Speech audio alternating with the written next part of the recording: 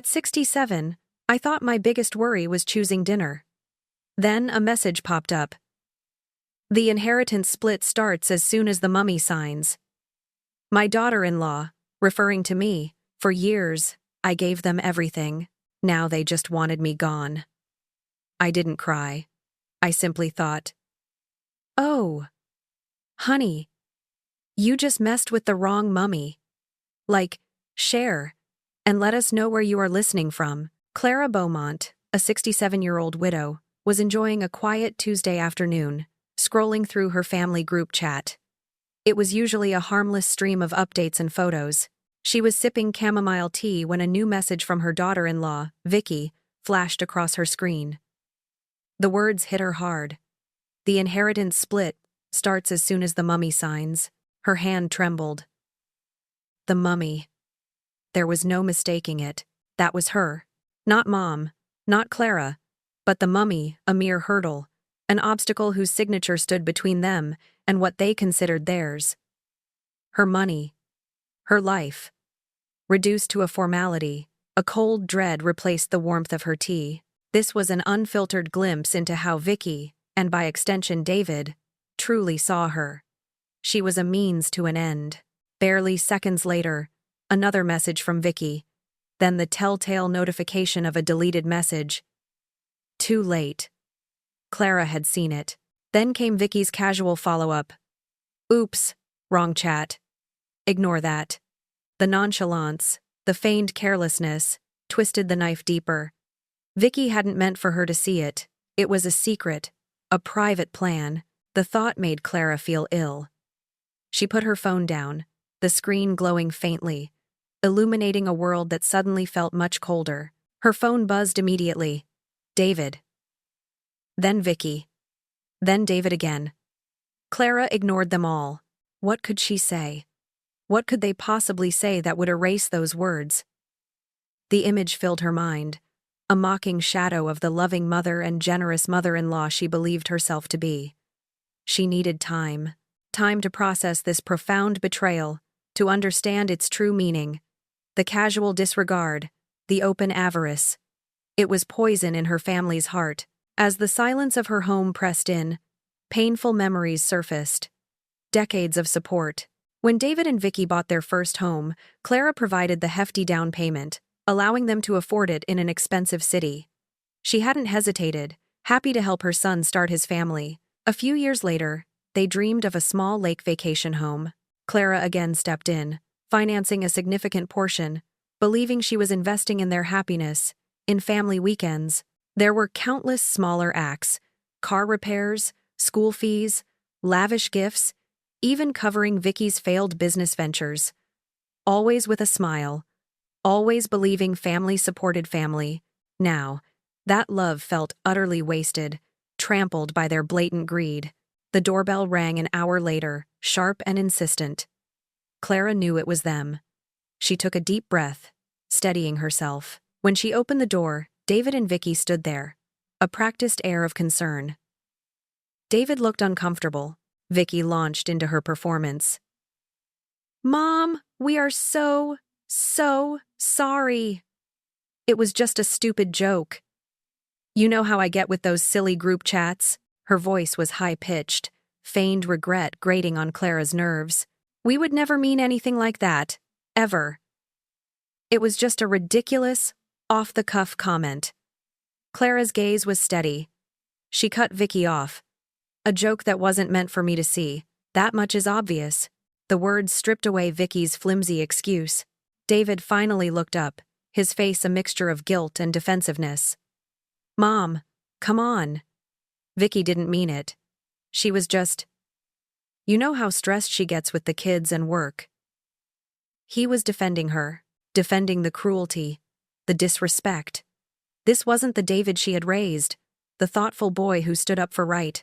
He had changed, morphed into someone who prioritized his wife's malice over his mother's feelings, an accomplice to her greed. It was a bitter pill. Clara felt a deep weariness. This wasn't a conversation she could have now, not with their prepared excuses and transparent lies. I think you both should leave, she said, her voice firm. I need some time alone. David started to protest. "Mom, please."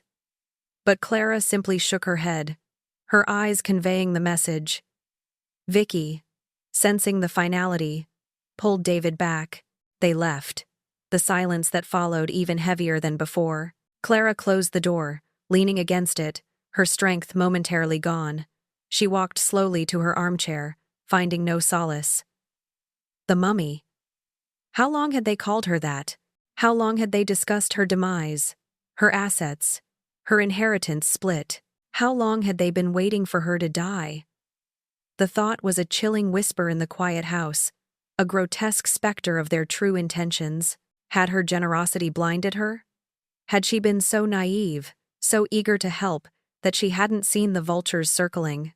The cold pain in her chest began to shift, a gradual hardening. The ache was still there, deep, but something else stirred beneath it. A spark, a flicker of indignation, a fierce determination. If they saw her as nothing but an obstacle, a mummy waiting to sign, then it was time to show them exactly who Clara Beaumont truly was. She was not a passive signature. She was not a hurdle. She was a woman who had built her life, her family, her legacy, and she would not be underestimated or dismissed. A calm resolve settled over her. The threatened tears never came. Instead, a steely glint entered her eyes. Her pain might be immense, but her resolve was stronger. She wouldn't let this slide. She wouldn't be the mummy whose only purpose was to die and leave her money. She knew her first step. Tomorrow morning, first thing, she would call her lawyer. The week following the mummy message was a blur of ignored calls and texts. David and Vicky tried every trick in the book. There were calls from David, sounding genuinely confused and hurt, though Clara knew it was an act. Vicky sent apologies that read like they were copied from an internet search for sincere apologies. Clara deleted them without a second thought, but then, the texts started coming from her grandchildren, Sophie and Ethan. "Are you okay, Grandma? Mom says you're mad at her." "We miss you, Grandma. Hope you're not upset." The phrasing was almost identical, a clear sign they were coached. It was a low blow, using the children to tug at her heartstrings. The pain of betrayal intensified, but so did her resolve. She was no longer just sad. She was angry. Sunday dinner was a tradition, one Clara had hosted for years. But lately, David and Vicky insisted on hosting at their house. Clara had initially found it sweet, a sign of their growing independence. Now, she saw it as a calculated move, a way to display their prosperity and control. After a week of internal debate, she decided to go, not to forgive, not to forget, but to observe. To see them through the lens of those 4 words. The mummy signs. She needed to confirm her suspicions, to gather more evidence for the case building in her heart. She dressed carefully, putting on an emotional armor to match her Sunday best. When she arrived, Vicky met her at the door, an overtly enthusiastic greeting that felt rehearsed. Her smile was too wide, her hug too tight, a performance for an audience of one. "Clara." "Mom, thank goodness you're here. We were so worried," Vicky chirped, her voice dripping with fake concern. Clara simply nodded, offering a tight smile in return. She could feel Vicky's eyes trying to gauge her mood, to see if the apology had been accepted. It hadn't. Stepping inside, Clara took in the house, a shrine to upper-middle-class perfection. Every surface gleamed, designer furniture was meticulously arranged, and abstract art adorned the walls. It was spotless, almost sterile. Clara's mind immediately calculated how much of this perfection she had funded. The expensive kitchen appliances, the custom-built shelving in the living room, the manicured garden, all contributions from the mummy. The irony was a bitter taste in her mouth. Sophie, 10, and Ethan, 7, rushed out from the living room, their faces lighting up genuinely at her arrival. "Grandma," they chorused, enveloping her in sincere hugs. Clara hugged them back, but her cynicism had grown roots. She knew they loved her, but she also knew they anticipated the gift bags she habitually brought. Today, there were 2 small bags filled with new books and art supplies. A small part of her wondered if their excitement would be as fervent without the promise of a gift. The thought pained her, but she couldn't shake it. Dinner was a strained affair, though Vicky tried her best to maintain a veneer of normalcy. She kept the conversation flowing, but Clara noticed a pattern. Vicky deftly steered the discussion towards various expensive desires. "Oh, the kids were saying how hot the summer is getting," Vicky began, casting a knowing glance at David. "Wouldn't a pool be just perfect for them? Think of all the exercise and fun." She made it sound like a selfless desire for the children's well-being. Clara merely listened, her fork moving slowly, seeing the trap. Then David, ever the more cautious of the two, cleared his throat. "Mom," he started, his voice a little too casual. "Vicky and I were thinking, maybe it's time we went over some of your finances soon. You know, for estate planning." The words hung in the air, barely disguised. Estate planning. It was a euphemism, a polite way of asking, "When do we get the money?" Clara felt a cold fury simmer beneath her calm exterior. "Estate planning?" Clara repeated, her voice even. "I thought I had that fairly well organized." Vicky, seeing an opening, jumped in. "Oh, but at your age, Mom, it's so easy to forget things, to misplace documents. It's just about being organized." The condescension in her voice was unmistakable. At your age, the implication was clear. She was old, forgetful, and incapable. Clara turned her gaze directly to Vicky, her eyes piercing. "Vicky, my memory is perfectly fine, and I assure you, my documents are exactly where they should be." Vicky blinked, taken aback by Clara's directness. The polite mask slipped for a fleeting second. Undeterred, Vicky quickly changed tactics. "Anyway," she chirped, "we were just looking at some amazing Caribbean cruises.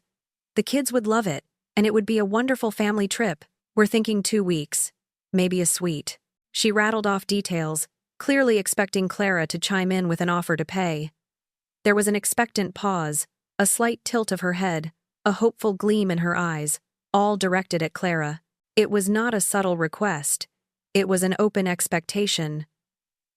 Clara merely smiled, a tight, unreadable smile. Later, as she prepared to leave, collecting her coat from the hall closet, Clara overheard Vicky's hushed voice from the kitchen. "Don't forget what I said," Vicky whispered to David, her tone urgent. "Keep the kids front and center. It's the only way to secure the will." David mumbled something in response, but Clara didn't need to hear it. The words, "kids front and center," echoed in her ears. They were using her grandchildren, her precious Sophie and Ethan, as leverage, as pawns in their greedy game. The drive home was quiet, filled only with the hum of her engine and the storm brewing inside her. The last week had been a painful confirmation of her worst fears. They weren't just thoughtless, they were calculating, manipulative, and relentlessly greedy. Back in her quiet office, Clara pulled out her financial records. She spent hours meticulously reviewing bank statements, transfer receipts, and old invoices. The numbers added up to a staggering sum. David's down payment, the lake house, the countless gifts and loans that were never repaid.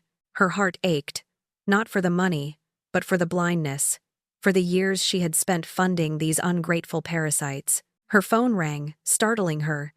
"David." "Hey, Mom," he said, his voice bright. "Just wanted to ask, you mentioned a while back about donating that old antique cabinet in the guest room, right? The one with the brass handles? I was just thinking, if you're not using it, I could always take it off your hands for you. Save you the trouble." He sounded so casual, so helpful. But Clara heard the underlying message. Another attempt to grab something, anything, of hers.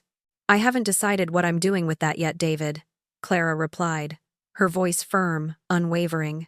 "I'll let you know when I do." After she hung up, Clara stared at her laptop screen, the glowing rectangle mirroring her determined face. Her pain had fully transformed into a cold, hard resolve. No more tears, no more second-guessing. She knew what she had to do. With a decisive breath, Clara typed 3 words into the search bar.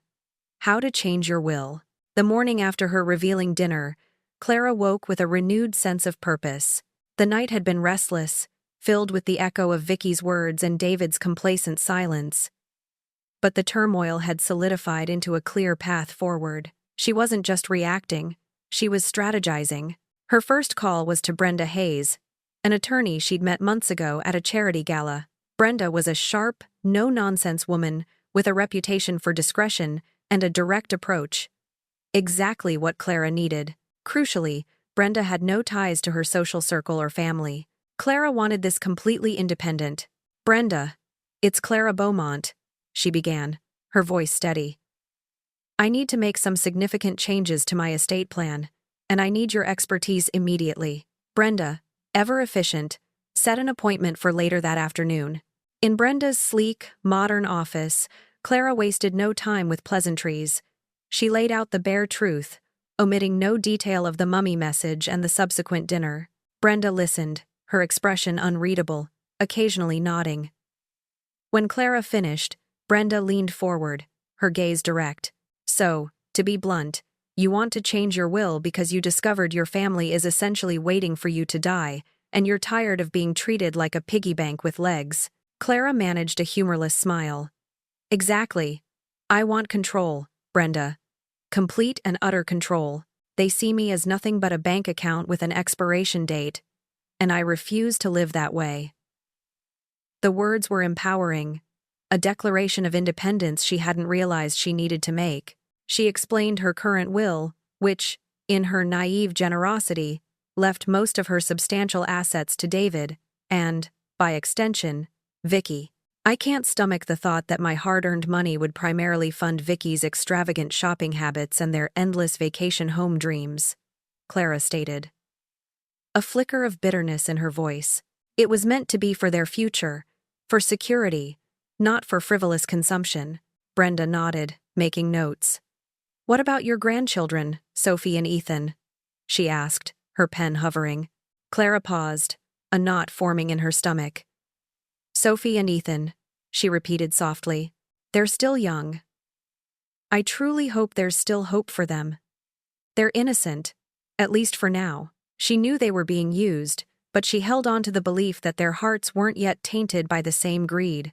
"I want to ensure they're provided for, but in a way that truly benefits them, not their parents' whims."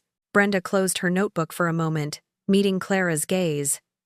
"Clara, this isn't just about changing your will. This is about reclaiming your life. What do you want to do with the rest of your life? What brings you joy?" The question resonated deeply. Clara had spent so long focused on her family, she'd forgotten her own desires. But as Brenda spoke, a forgotten spark ignited. Her old passion for photography, she used to love capturing moments, seeing the world through a lens. She also remembered a flyer for volunteers at the local community center, seeking people to share skills. Over the next few weeks, Clara embarked on a quiet revolution. She dusted off her old camera, purchased a new digital model, and signed up to teach basic photography classes at the community center. The first class, with a small group of enthusiastic seniors, felt invigorating. She found genuine pleasure in teaching, in seeing the world anew through their eyes. She also joined a senior social group, where she met Sarah Miller, a lively, witty woman who quickly became a confidant. For the first time in years, Clara felt a true connection outside her immediate family, a sense of belonging that wasn't tied to obligation or money. Then, the texts from David started again, more insistent than before. One particular message stung. "Ethan's summer camp for next year is Vail this year. Expensive, but worth it. Need to book soon." Clara knew Vail was a prestigious, outrageously priced camp. David's text was not a suggestion. It was an expectation, another item on the list she was supposed to fund. The audacity was breathtaking. Clara, however, was already a step ahead. With Brenda's advice, she opened a new, secret bank account, one entirely separate from the joint accounts she shared with David for bill payments, accounts he undoubtedly monitored. She transferred a significant sum, enough to fund a comfortable period of independence and several personal projects, knowing David would soon notice the large withdrawal from their shared accounts. She was setting the stage. The call came precisely when she expected it. "David, his voice tight with alarm. "Mom, what was that huge withdrawal from the account? Don't you think you should discuss major expenses with me first? We need to keep track of everything, especially with your finances." His tone was a blend of concern and accusation, a blatant attempt to assert control. Clara remained calm, her voice clear and firm. "David, it's my money. And no, I don't need your permission to spend it. I am perfectly capable of managing my own finances." She paused, letting the words sink in. "And for your information, my passing might be a good deal further away than you think. You might have to get used to me being around for quite a while, spending my money exactly as I see fit." The line went silent on David's end, a stunned pause. Clara knew the message had hit its mark. This was just the beginning. 3 months passed in a whirlwind of activity, each day more invigorating than the last. Clara barely recognized the woman she had been just a few months prior. The quiet, compliant widow had been replaced by a vibrant, engaged individual who was discovering new facets of herself every day. Her photography classes at the community center had become a true passion. She loved the challenge of teaching, of seeing the world through different eyes, and most importantly, the genuine camaraderie with her students. They talked about light, composition, and the beauty of everyday moments, not about money or expectations. The Tuesday social group, led by the effervescent Sarah Miller, became her sanctuary. These were women who had lived rich, full lives, and their conversations were full of laughter, shared stories, and genuine connection. Unlike her family, her new friends wanted nothing from her but her company. They discussed life, current events, and future plans, never once touching upon inheritances or financial expectations. It was a refreshing change from the suffocating atmosphere of her own home. Clara also began a significant reclamation project within her own home. For years, she had decorated to please others, particularly Vicky, who had strong opinions on aesthetics. Now, she painted her living room a vibrant blue, a color Vicky had once dismissed as too bold. The transformation was liberating.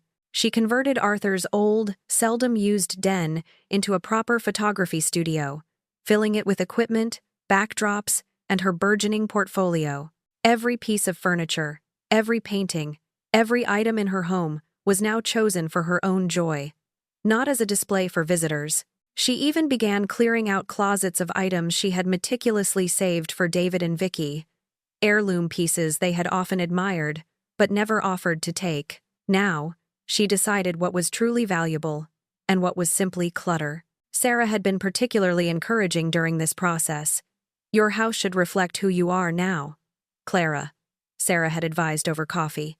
"Not who you were, or who others want you to be." The words resonated deeply, giving Clara the validation she needed to continue her transformation. Then came the inevitable calls. David was the first to react, genuinely distressed when he discovered Clara had replaced the heavy, antique mahogany dining table that had been in the family for generations. "Mom, why would you get rid of that heirloom?" he asked, his voice laced with genuine shock. "That table has been in our family forever." Clara, now adept at maintaining a calm exterior, simply replied, "It was too big for me, David. And I prefer something a little more modern and practical now." She knew he wasn't upset about the table itself, but about the symbolic act of her shedding her old life, and with it, their expectations. Vicky, always the more direct one, started making unannounced visits.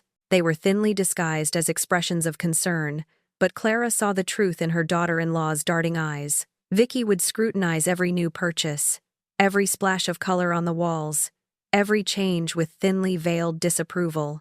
"Mom, are you really sure about this?" Vicky would ask, gesturing vaguely at a new painting.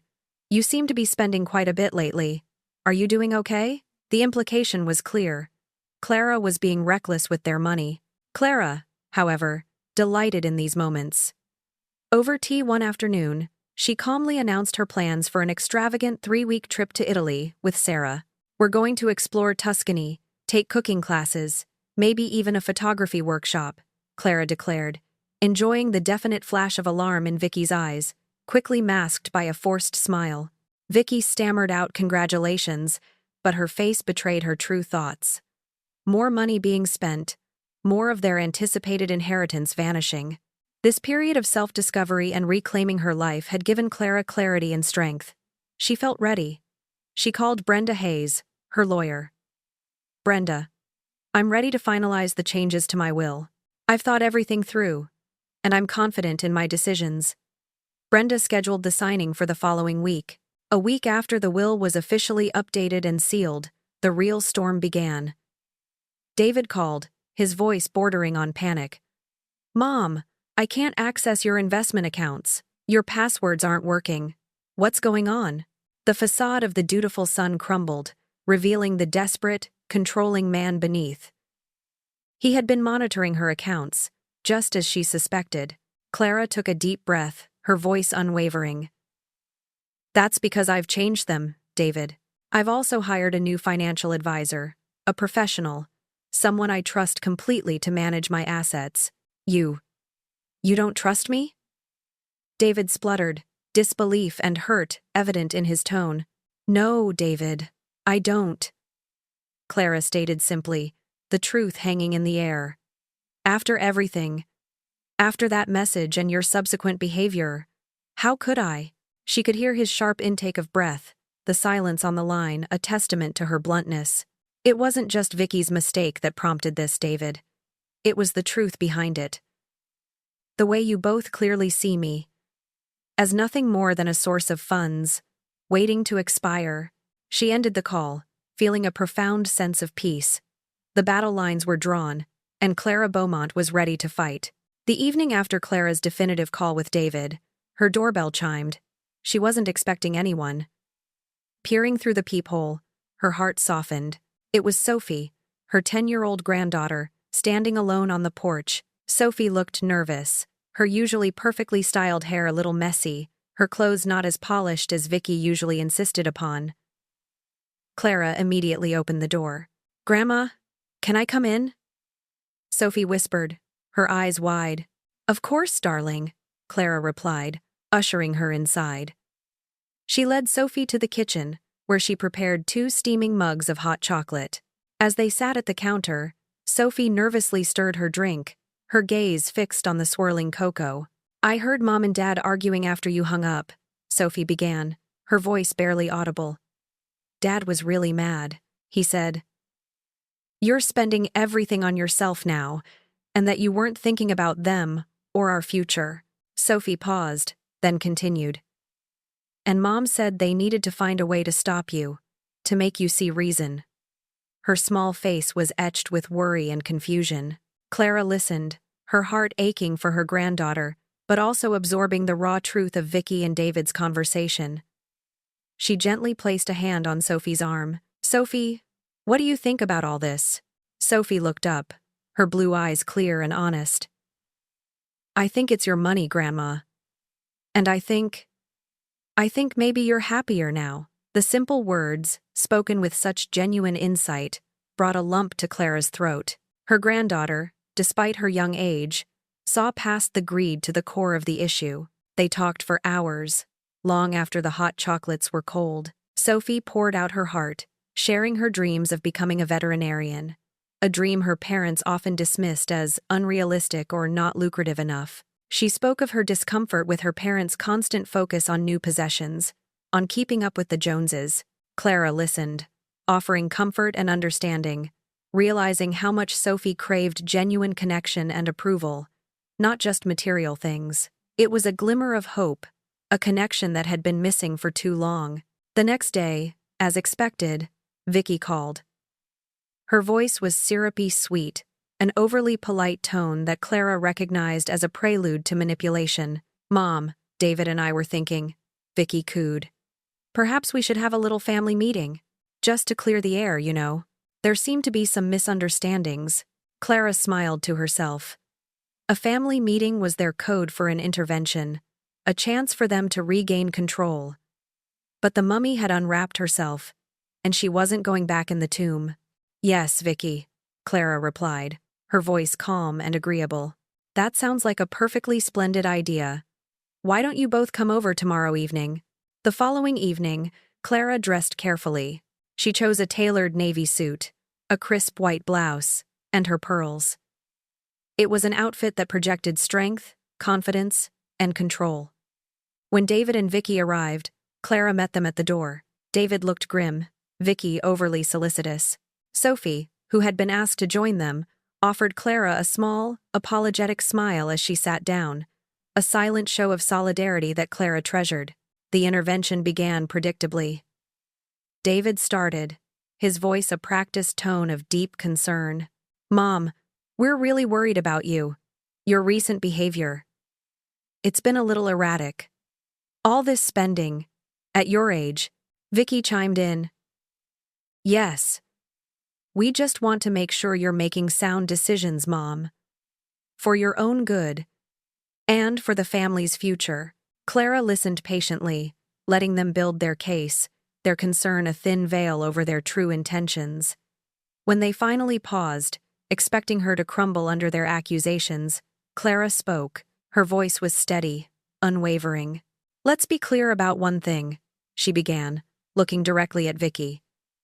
"You keep referring to misunderstandings. So, let me ask you directly, Vicky.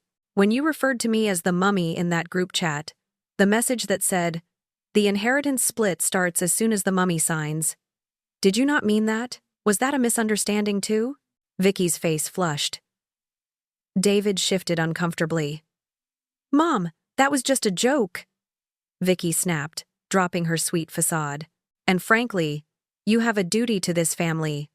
To us. To your grandchildren. A duty?" Clara's voice remained calm, but her eyes glittered with steel. "Is that duty to finance your lifestyle, Vicky? To ensure you can afford every expensive whim and desire without lifting a finger yourself?" Vicky escalated, her voice rising. "Your husband, Arthur, wouldn't want you squandering his legacy on photography classes and frivolous trips to Italy. He worked hard for that money." Clara felt a profound sense of calm descend upon her. She met Vicky's angry gaze directly. "Arthur wanted me to be happy. Vicky, he told me that often. And for the first time since his death," Clara said, her voice imbued with quiet power, "I am truly happy." She took a slow breath, letting her words sink in. "Now, I have something to tell you both. I've made some significant changes to my will, and you're all going to meet my lawyer, Brenda Hayes, next Friday at 3 p.m. at her office. We will discuss the details then." David and Vicky stared at her, their faces a mixture of shock and dawning horror. They had underestimated the mummy. As Clara rose to leave, ready to exit her own intervention, Sophie hurried after her, grabbing her hand. "Grandma," Sophie whispered, her eyes shining with admiration. The atmosphere in Brenda Hayes' office was thick with tension. David and Vicky sat stiffly on one side of the polished table, their faces tight with barely concealed anger. Clara sat opposite them, her posture straight, her expression serene. By her side sat Sarah Miller, a quiet but strong presence, offering Clara silent support. This was it, the moment of unveiling. Clara began to speak, her voice clear and calm, echoing in the quiet room. "I asked you all here today because I want to talk about legacy. Not just money, but what we leave behind." She paused, letting her gaze sweep over David and Vicky. "I've come to realize that the most valuable legacy isn't measured in dollars. It's measured in dignity, in independence, in self-respect. And for too long, I let myself be stripped of those things." Then, Brenda Hayes took over. Her professional, detached voice began to detail the new trust structure. As per Mrs. Beaumont's revised will, most of her liquid assets, including investments and savings, have been irrevocably designated to 3 specific charities. Brenda listed them: a scholarship fund for underprivileged art students, a community photography program, and a senior support network. Vicky gasped, a sharp, choked sound of outrage. David's face flushed a deep red, and he stammered, "Vicky, calm down." But his own eyes were wide with disbelief. Brenda continued, unperturbed. "Furthermore, upon Mrs. Beaumont's eventual passing, the proceeds from the sale of her home will also be directed to these same 3 charitable organizations." "This is outrageous!" You can't just Vicky burst out, her voice rising in a shriek. Clara cut her off, her voice firm, leaving no room for argument. I can. It's my money, Vicky. Not yours. Never yours. Brenda then moved on to Sophie and Ethan. For the grandchildren, Mrs. Beaumont has established education trusts. She explained the conditions. Funds will be available for college expenses, conditional on maintaining a 3 gigapascals and demonstrating ongoing community service. The money will be paid directly to the educational institutions, not to the individuals or their parents, she continued. Additionally, modest trust funds will be established for Sophie and Ethan upon reaching the age of 25, conditional on 2 years of demonstrated financial independence. Ethan, who had been slouched in his chair, finally seemed to engage. So, we still get something? He asked, his voice small. Clara looked at him, a flicker of warmth in her eyes. Yes, Ethan, she said softly. But you'll have to earn it. And learn to stand on your own 2 feet, just like I did. Beside her, Sophie offered a small, approving nod, a subtle confirmation of their shared understanding, Brenda concluded. Any remaining assets after Mrs. Beaumont's hopefully very distant passing will also be directed to the aforementioned charities. The dam finally broke. Vicky exploded. This is elder abuse. You're clearly not in your right mind. We'll contest this, she shrieked, slamming her hand on the table. Brenda remained completely calm. Mrs. Beaumont's mental competence has been thoroughly documented by her physician and a specialized psychologist, both within the past month. Should you choose to contest the will, the explicit terms state that any legal challenge will result in the complete and immediate removal of all family benefits, including the education and modest age 25 trusts for Sophie and Ethan. David, looking utterly defeated, made a last, desperate plea. Mom, this isn't fair. Clara turned to him, her eyes sharp. Fairness, David? Was it fair when you let Vicky call me the mummy behind my back? Was it fair when you expected me to fund your extravagant lifestyle while you openly discussed my death? Was it fair that you tried to control my finances and life decisions? Tell me, David, where was your fairness then? David and Vicky, beaten and exposed, stormed out of the office, Vicky muttering threats as she left. Ethan, bewildered, followed them. Only Sophie remained, a small figure at the table, looking up at Clara. Grandma, Sophie whispered. Can I still come visit you? Just to visit. I mean, Clara rose and walked over to her granddaughter, pulling her into a tight embrace. Always, Sophie. Always. In that moment, despite the pain of the confrontation, Clara felt utterly free. The weight of years of obligation and expectation had lifted. 3 months later, Clara stood on a sun-drenched terrace in Tuscany with Sarah, a glass of local wine in her hand. They had just finished a delightful photography workshop. The world was vibrant, full of possibility, and she was living her best life, exactly as she had envisioned. Sophie regularly texted her photos from vet school, her grades excellent, her passion for animals blossoming. Their relationship was stronger than ever, built on a foundation of genuine love and respect. David had called once, a strained, awkward conversation Clara kept short. Vicky never called again. Clara heard through Sophie that David and Vicky, unable to cope with the financial strain of their diminished expectations, had divorced a year later. Clara, the woman they once called the mummy, didn't just survive, she thrived. Her photography was featured in local galleries, she traveled extensively, and she lived each day with purpose and joy. She often thought about Vicky's cruel message.